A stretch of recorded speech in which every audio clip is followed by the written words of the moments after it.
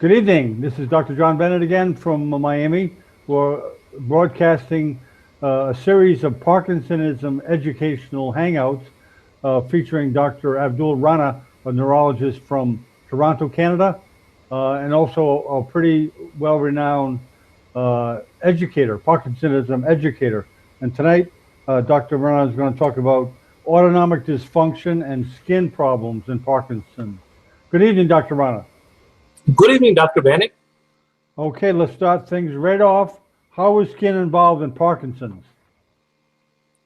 The involvement of skin in Parkinson's disease is not very common, although it does occur time to time. We see patients who have issues with skin.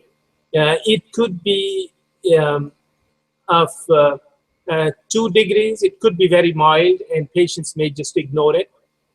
And in some patients, it could be more severe and could lead to some problems. Some patients may note that they have dry body skin, but somehow their facial skin is more oily than normal. So the skin of their body could sometimes become scaly, and it could lead to dandruff. And sometimes they could develop seborrheic dermatitis. And this is more common in the eyebrows or ears and scalp. And it could be quite obvious in some patients. It could lead to xerosis, and sometimes, if intense, it could break down. And the breakdown of skin could lead to infections and may need special treatment. What are the consequences of these skin problems? As we can imagine that the skin is apparent, and unfortunately in Parkinson's disease, the skin problems do involve the head and neck area, as eyebrows or scalp, ears. So it's quite obvious, and people can see it. And it's dry and grayish, whitish, scaly. So it's very prominent. And even if you clean it or keep it moist, it's still apparent. So it could lead to problems with the facial appearance. And if it breaks down, causes infections. So patients may feel socially embarrassed, and some patients may accept other symptoms such as bradycardia or the stiffness because other people can't tell or see if they are sitting. And they can gauge their activity accordingly. But skin problems are such that you don't have much control. The facial skin you can't hide. So it leads to that people start avoiding social interaction, and also in the spousal relations, it could cause some problems as the skin of the face is involved.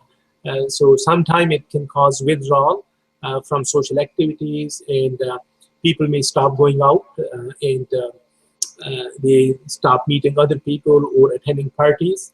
And they could also perceive a negative self-image of themselves because of the skin breakdown and skin problems. Can something be done about these problems?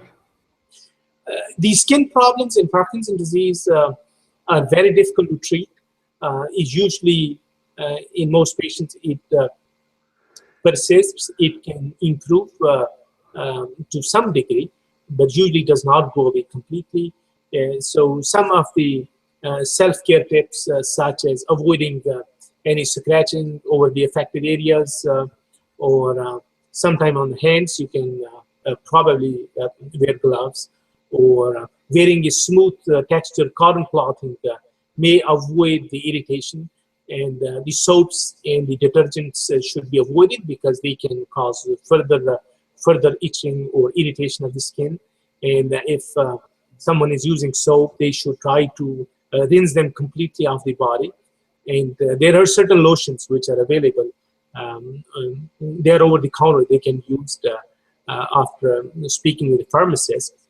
for the itching, and sometimes antifungal creams could be helpful. There are some shampoos which are useful for this, and if the skin problem is in an area which can be covered, such as in the scalp, I think that could help.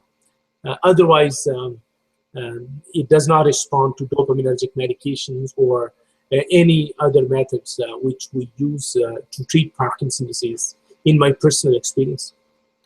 Okay, very good. Anything else to add before we close on this topic of skin problems and autonomic dysfunction and Parkinsonism? The skin problem is, although a less common problem, it does not cause any motor disability, but it's socially more unacceptable to the patients themselves because of the facial appearance. So I think as physicians, we should try our best to treat to the extent whatever offer we can help to the patients. Sometimes dermatology consultation may be helpful if it becomes a problem, or skin seems to be infected or starts breaking down. I think these patients should be referred to a dermatologist at that point, at least. Okay, very good. Okay, that wraps it up for autonomic dysfunction and skin problems and Parkinson's. Thank you, Dr. Rana. Thank you, Dr. Bennett.